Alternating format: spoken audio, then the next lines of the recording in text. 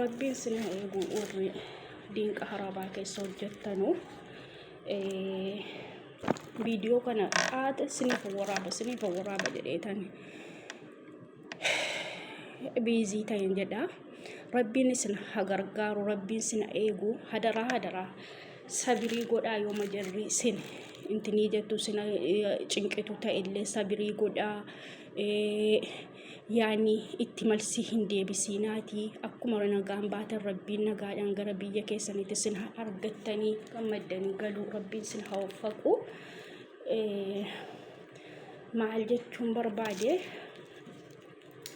mucattii dhiyoo kan gadi nama ajjeefte madaamii ajjeefte sana jechuudha.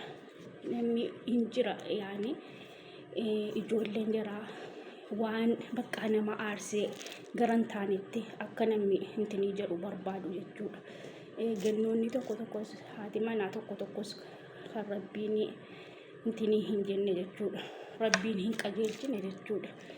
Sarraatinyaadha jennaan akka barbaadde afaanitti banuu barbaadde jechuudha. Kanaafuu isin immoo jechuudha isin immoo maal gootu obsa godhaa. Gaayaa yoo sin aarsanii sin arrabsanii ijoollee jaraasa ta'uu manaasa ta'uu sin aarsitee sin arrabsitee sin caqacaytu ta'e beekaatuma yaa rabbi sabirinaa kenni jedhaati. Yaa rabbi sabirinaa kenni jedhaati. Yaani intinii jedhaa malee jechuudha.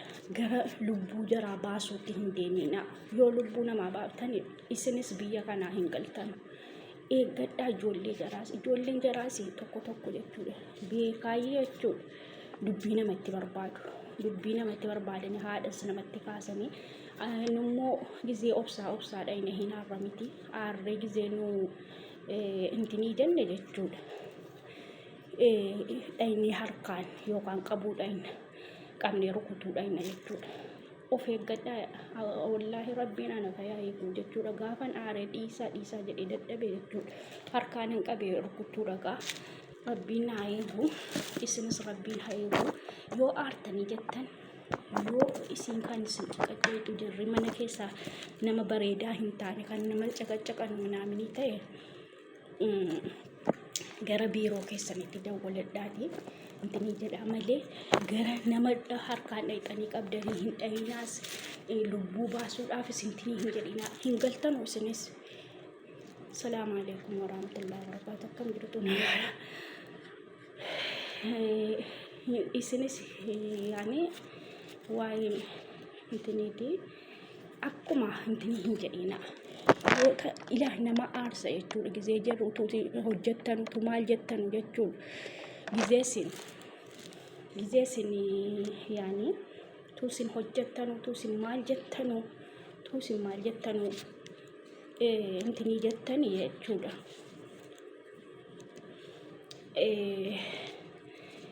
Sin arrabsanii sin caqacaqanii jedhanii nama aarsa ilma namaati eenyunuu hin aara. Garuu immoo biyya kana keessatti nama miitanii yoo jettan bahuu hin dandeessan. Biyya harabaa keessatti jarri waan hundarra ilmoo ofiis akka intiniitti ilaalu jechuudha. Akka mangistiitti ilaalu jechuudha. Namni itti bu'uu fuulatti guuruus hin jaallatanu. Jara bicuusi malsiitti deebisuu hin jaallatanu. Yookaan nama malsii namatti deddeebiftanu fa'i ta'e jedhee rabbiin sina eegu. Of eegaatiin jedha. Yaani mana sanaa bahuudha. Yaani bahuu jechuun biiroo keessanitti dawwaladhaa deemaa. Kan immoo bakkee jirtan yoo ta'e immoo mana sana qayyaradhaa. Takka dhuma aarii keessaniif immoo wanti tasgabbeessitanii jettan maasinitti fakkaata.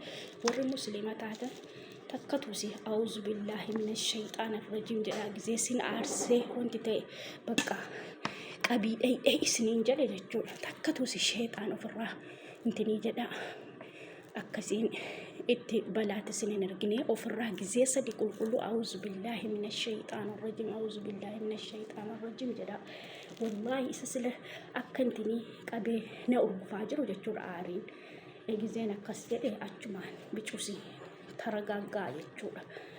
Warri amantaa biraa immoo akkuma itti amantanuun ofirraa hin jedha akka balaatti hin galle. Raamadaana kana keessa bahi raamadaana kana rabbiin ittiin waa ga'u obsa sin barbaachisa. Obsa bareechee jarri tokko jechuudha. Amma mana kan kootti namni tokko bakka niitii yoo ta'e gizeen faxarii baasii jedhe dhufti jechuudha.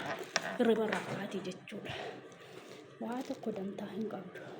Garuu gizee kanaa zaaniin bahe Allahu akbar jedhan jechuudha.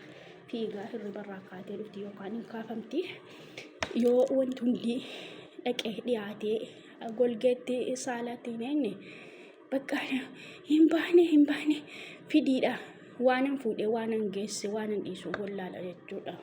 Innaa obsa rabbiin sinii haa kennu deebii namatti hin deebisinaati. Rabbumaa keessan of gargaarsi badhaate guyyaa tokko keessaa baana.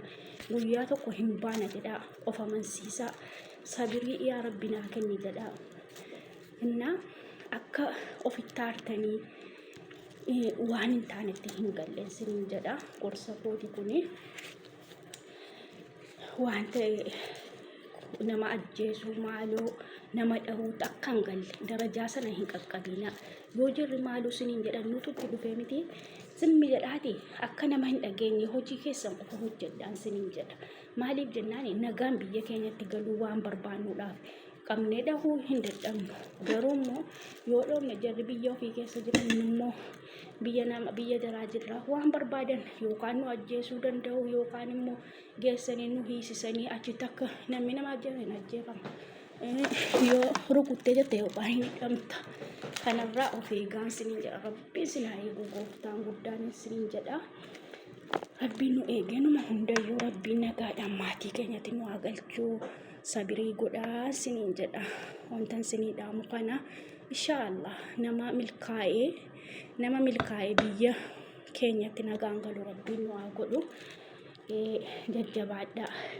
Birrii keessanis hin balleessinaa. Akka takkatu sarraatiin namaa keessaa baatan jennaan birrii keessan walitti qabadhaatii hin baballeessinaatii nagaadhaan galtanii biyya keessan keessatti jechuudha. Hamma ta'een waan tokko banattanii hojjetachuu sinii wayyaan siniin jedha. Inshaallah nama nagaadhaan takkatu biyya ofiitti milkaa'ee galuu rabbiin sin taasisu. Kanaa siniin jedha. Wallahi bakka namni keenya danuutu miidhamaa tokko aartee yookaan ijoollee jaraa ajjeeftii tokko aartee haadhuma manaa ajjeeftii yookaan jaratu kan keenya ajjeesaa sanarraa rabbi najaa nu haa baasu waan akkasiirraa lubbuu nama baasurraa. Innaa yoo nama ajjeeftan hin galtanudha. Sinis asumatti ajjeefamtan. Kanaafuu of eeggadhaa. Yaa rabbi nu eegi jedha. Yaa rabbi tabaa nurraa deebisi waan nuti jedhu waan hin taanetti dogongoratti nu galchu nurraa deebisi jedhaati. Rabbii keessan kadhadhaan siniin jedha. No akka kan kootii namni dura bubbuutanii mammaratartu mana tokkotti haadhuma gizuma faxiriin hojjetanii jechuu jaallatu. Garuu immoo yoo of qofaaf taatanii sin rakkisan siniin jedha. Sin rakkisa. Kanaafuu intini hin jedhinaa yoo siin firiishiidhuma malee hin barbaadnu jedhanii yoo wal gargaarru ta'e malee jedhaanii qophaa kan koo waan biraa hojjetaa sambuusa waan arge qamaruu hin danda'u jedhaati. Yoo viidiyoon kun simbira dhufee jedhe warri nyaata hojjettan fichisiifadhaatii maraa lafa keewwadhaa guyyaa qulleettii kana keessa jechuudha. Mammaraati lafa keewwadhaa jechuudha. Ani hadhaan qanila mammaraa jira. Amma kan foonii kana hadha yoo naaf guutee jedhe jechuudha. Kan ji'a tokko jibinii waan argettan dabarfadha jechuudha. Boru yookaan iftaan inshaallah yoo rabbiin achiin naga'een jedha. Innaa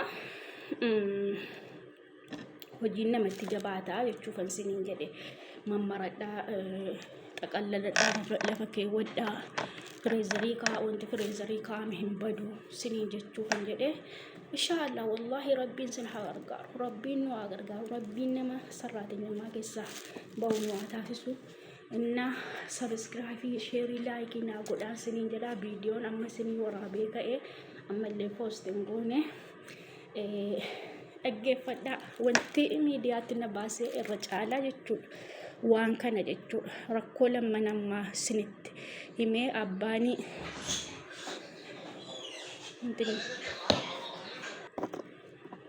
nakas godhaan siniin jedha. Rabbiin sin haa gargaaru, nama takkatu milkaa'e milkiidhaan biyya galu rabbiin sin haa godhu.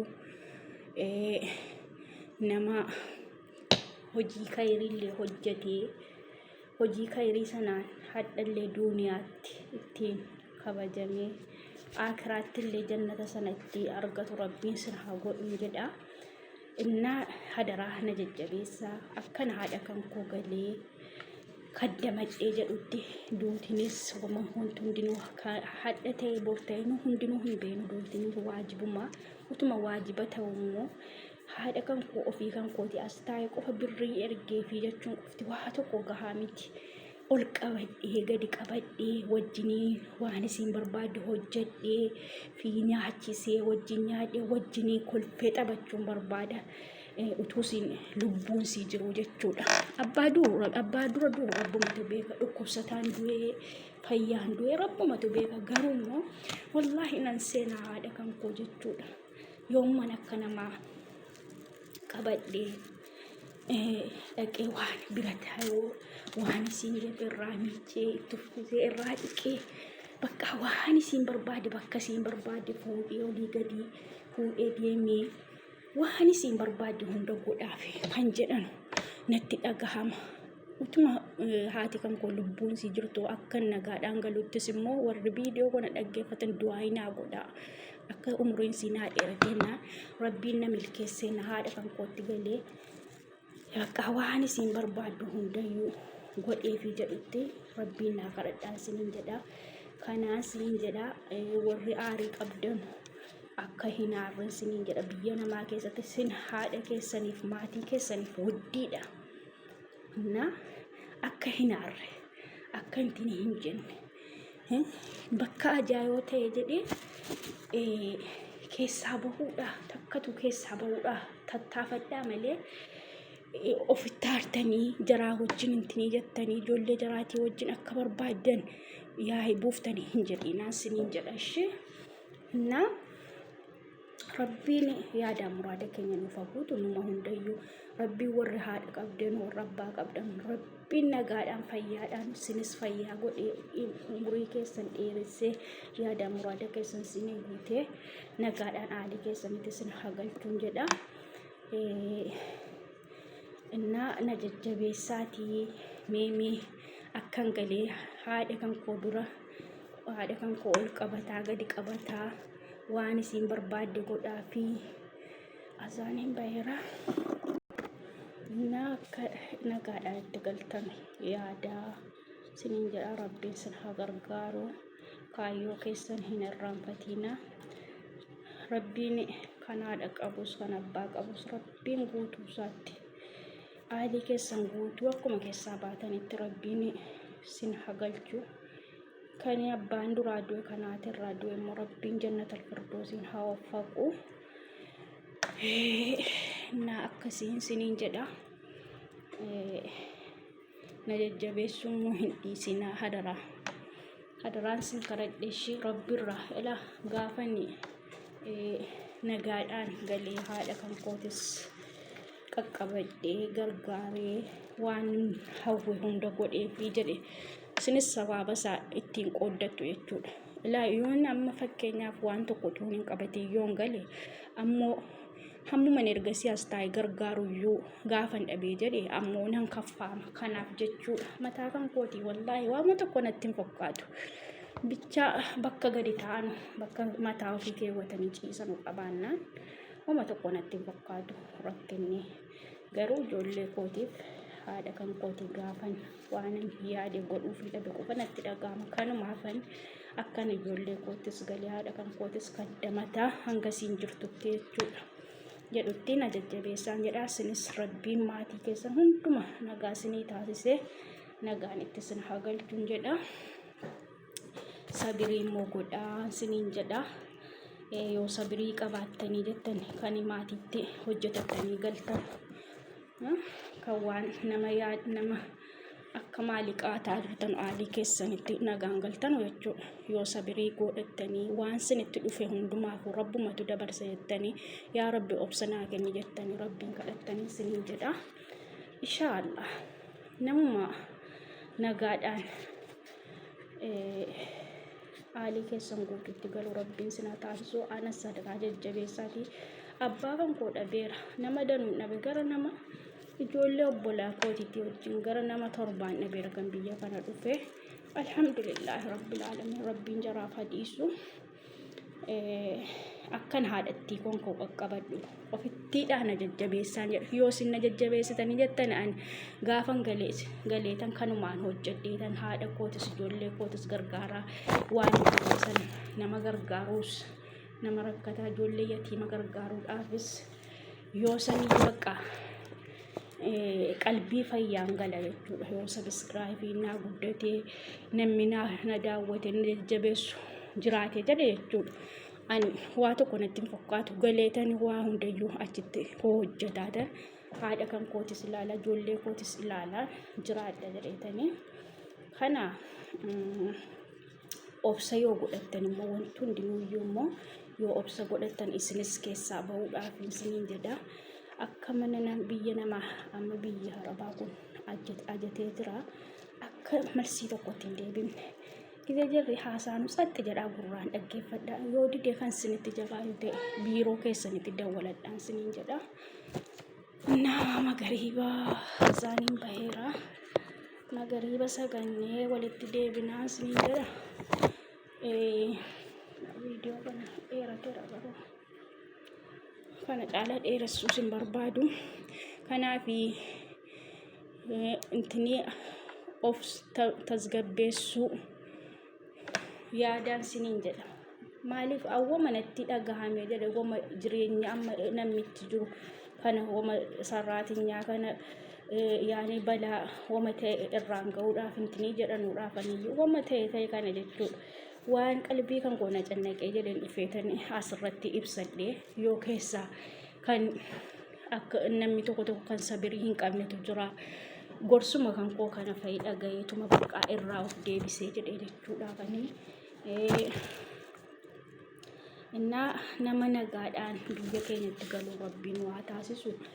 Kanaafuu jajjabaadhaa rabbi isin haa gargaaru. Raamadaana kana immoo raamadaana khayrii raamadaana itti milkooftanii yaada muraada keessan rabbiin isinii guutee kan galtanii biyya keessan guddiftan rabbiin raamadaana kana keessa milkooftanii kan galtanii biyya keessa guddiftan rabbiin isiniif haa taasisu isiniin jedha. Assalaamu alaikum warahmatullahi wabarakaatuh. Bye bye. Nagaadhaan rabbii walitti nu haa deebisu.